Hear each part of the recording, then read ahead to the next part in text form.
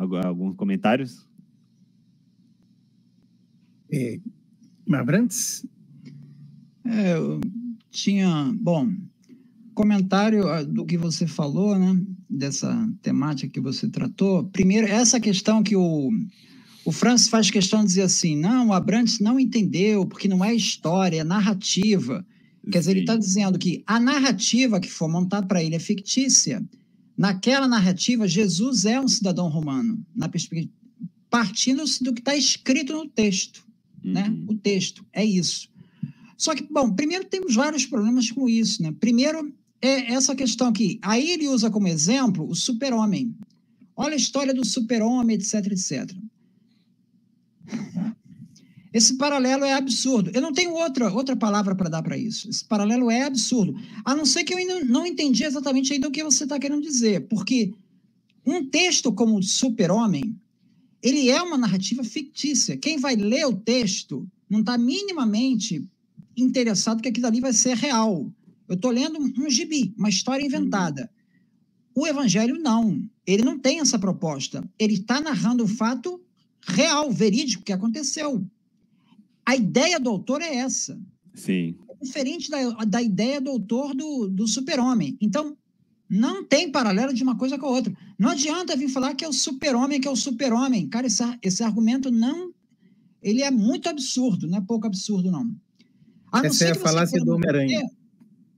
O Homem-Aranha também fala. A não ser que você queira me dizer que as pessoas liam aquilo como um gibi. Eles não levavam aquilo ali a sério. É uma mera diversão para as pessoas. É isso que você está querendo dizer? Porque aí fica mais absurdo ainda.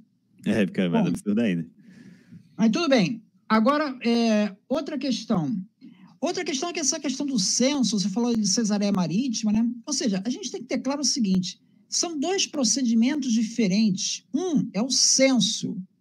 O censo, tem um livro aqui da Mary Baird, Mary Baird, que ela fala aqui de uma figura 19, eu não sei se vai dar para mostrar aqui. Ó, figura 19. Isso aqui é a figura de um censo. Numa parte extrema, tem a pessoa fazendo as anotações do censo, registrando os dados da pessoa. E no outro extremo, tem um soldado romano. Tem a figura de um soldado romano. Aí ele escreve assim, o censo romano, detalhe de uma escultura do final do século II a.C., retrata o registro dos cidadãos. À esquerda, um oficial sentado anota a informação sobre a riqueza do homem que está em pé à sua frente. Embora o procedimento exato não seja inteiramente claro, a conexão com a organização militar está indicada pela presença do soldado à direita. Então, censo romano é para contar o número de pessoas. Contar o número de... Para quê? Para imposto. Quando você for cobrar imposto da Judéia, eu já sei que eu preciso ter ali 2 milhões de sesterços, tá? Considerando o número de pessoas que tem, tu tem que me dar 2 milhões de... É para ter uma ideia de arrecadação. Isso ainda é muito relevante, porque o Francis, ele fala que o pobre ficaria isento do Não fica, porque censo, ele paga imposto. Mas o pobre paga mais imposto do que o cidadão. Paga mais. Paga mais imposto do cidadão. Como é que eu vou deixar uma pessoa que paga mais imposto fora do censo? Não faz sentido, entendeu? E a outra coisa é para os cidadãos, você registrar aquilo, porque os cidadãos eles podem ser chamados para prestar serviço militar. Sim. Então, a ideia de cidadania presume que você tenha adesão aos deuses gregos, tá? Porque tem essa aí, que você vai lutar por Roma, tá? Você vai lutar por Roma, tá? Por isso então, são dois processos diferentes. Um é o censo, outro é a cidadania. Cidadania, como você vai hoje num consulado, pede a cidadania, é outro procedimento. Tu vai na cidadania lá do consulado, por acaso o censo do IBGE é a mesma coisa? Você chega lá no censo do IBGE e fala assim, olha só, eu quero aproveitar aqui e eu quero pedir minha cidadania americana. Pô, o cara do IBGE vai falar assim, não, peraí, tá misturando as coisas. O censo é uma coisa, cidadania é outra. Cidadania, tu tem que ir em outro local, Cesareia Marítima, entendeu? É outra coisa, outras paradas, é outra documentação, entendeu? Não é o mesmo procedimento. São duas coisas separadas, tá? E a questão da... aí eles usam-se, eles pegam um texto do Martin Engel, se não fui eu que passei para eles o texto do Martin Engel, que o Martin Engel, ele fala que nessa questão da cidadania, das prerrogativas, existem exceções. Então, ele dá exemplos de pessoas que eram judeus, cidadãos romanos e que foram crucificados, tá? Uhum. Cidadão romano que foi açoitado. Paulo era cidadão romano, ele foi açoitado. Depois, na segunda opção, ele já disse, não, eu sou cidadão romano, eu tenho direito. Aí ele já não foi mais. Ele pediu o julgamento lá. Então, você vê que o autor do texto, quando ele fala da questão dos açoites, ele chama atenção. Olha, Paulo tinha cidadania romana e ele chama atenção. No caso de Jesus, não tem nenhuma atenção dessa. O autor em nenhum momento fala que Jesus tinha cidadania romana, porém ele foi crucificado. Nem implicitamente. Entendeu? Nem implicitamente. Ele poderia ser crucificado. Nem na morte, nem no nascimento. Não tem a menor sugestão disso. Tem a menor sugestão disso. Então, veja, o cidadão romano podia ser crucificado? Podia ser açoitado? Raramente. Podia, raramente. Agora, quando isso acontece, o autor lá de Atos, lá dos Apóstolos, ele chama atenção para isso. O Evangelho não tem isso, tá? E a outra coisa é a questão, para ser cidadão romano, precisa ter posses, cara. Precisa ter posses. Então, o cara, na narrativa do texto, chamaria atenção uma família tão pobre como a de Jesus ter direito a pedir cidadania romana. É uma coisa que não bateria. Não bateria. Falando, ter escravo, grande propriedade de terra, tem uma vila. Cara, aí eles alegam, não, mas José era rico. José era rico, ele tinha 2 propriedades. Aí tu fica pensando que ele tinha 2 mansões, né? Uma mansão em Belém e uma mansão na casa de praia dele em Nazaré. Jesus pobre, né? Que parece que, na narrativa, Jesus é rico. Jesus é milionário, ele tem 2 propriedades. Cara, vamos lá na narrativa. Primeiro eu vou na narrativa. Tinha 2 vilas. E depois eu vou na história, tá? Eu vou na narrativa, depois eu vou na história. Narrativa.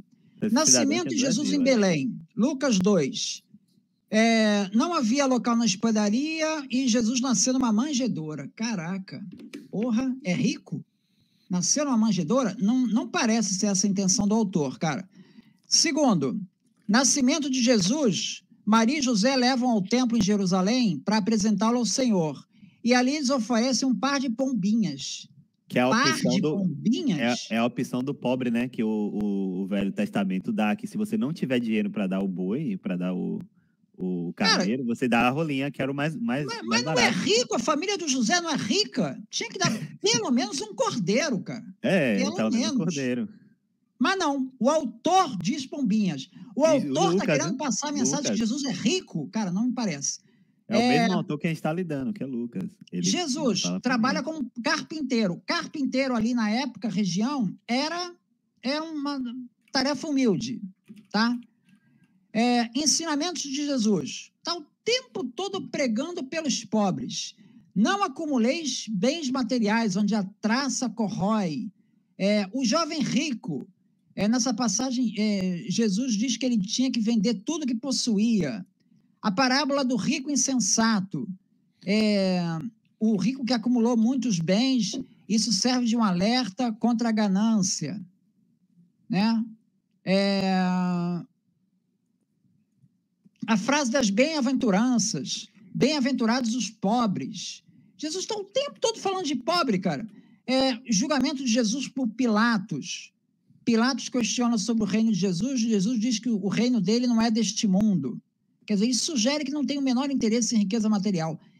O autor dos evangelhos está passando pela parábola, pelo nascimento, pela crucificação, toda a mensagem de que Jesus não dá a mínima para a riqueza material. Dizer que ele era rico não está compatível com isso. Agora, pode ser entendimento errado meu. Pode ser entendimento errado meu. Vamos ver o que os autores falam, né?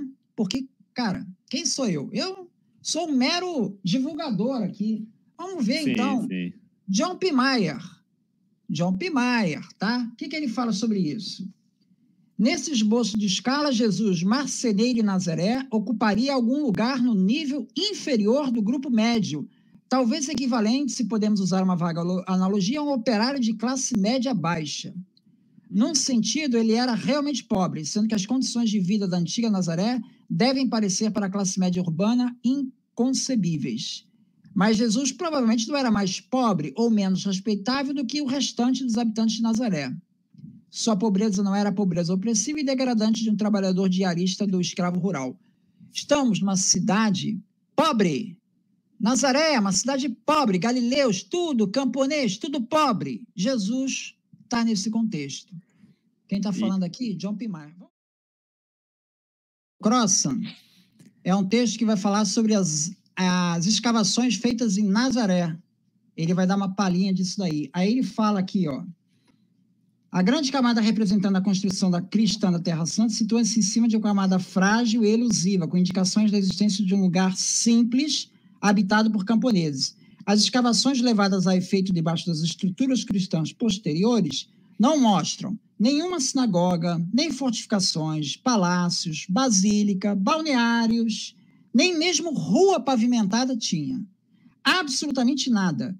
Em vez disso, prensas para produzir azeite de oliva e de vinho, cisternas, silos, pedras para moer, etc. A Nazaré do primeiro século era um povoado judaico, nem aldeia era um povoado judaico, com cerca de 200 a 400 habitantes. Como o resto da Galileia, que permaneceu quase desabitada até o período helenístico posterior, os judeus foram morar ali por causas políticas, expansionistas asmoneanas. Tá? Aqui, eu vou falar aqui do Wayne Mix. Tudo isso são autores falando de que Jesus e o contexto e a família são pobres.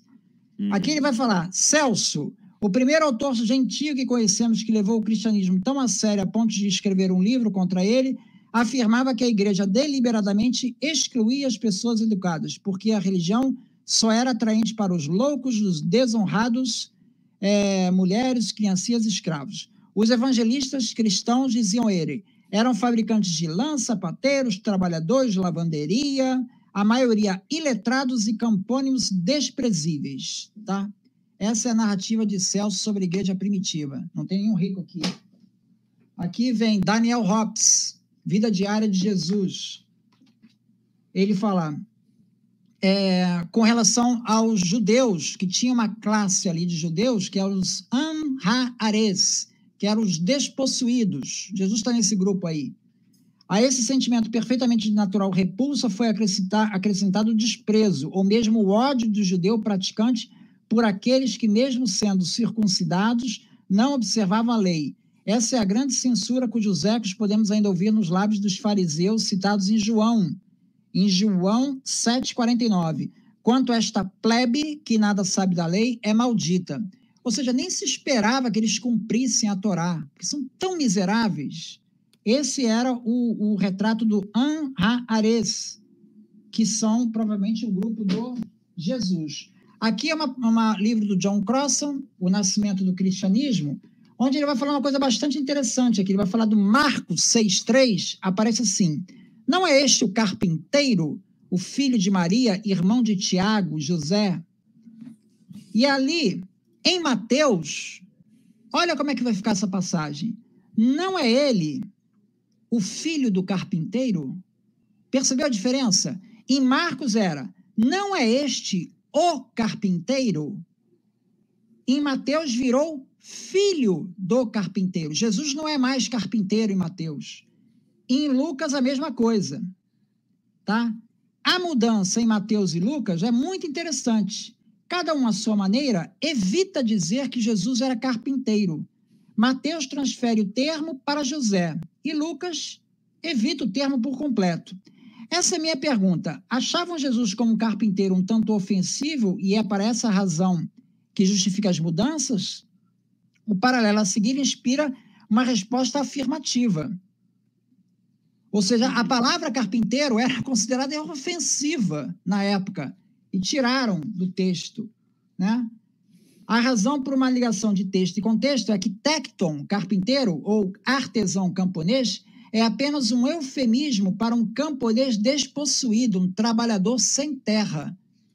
Esse era o texto do carpinteiro. Vamos ao Reza Aslan, que você falou. O que ele fala sobre isso? Ele fala sobre esse tecton. Ele fala que Nazaré, no momento do nascimento de Jesus, havia pouco lá para um carpinteiro poder fazer. Isto é, afinal, o que a tradição diz ser a ocupação de Jesus, um tecton, carpinteiro ou construtor. Embora valha a pena mencionar que há apenas um versículo em todo o Novo Testamento em que se diz que Jesus era carpinteiro, que é o Marcos 6,3.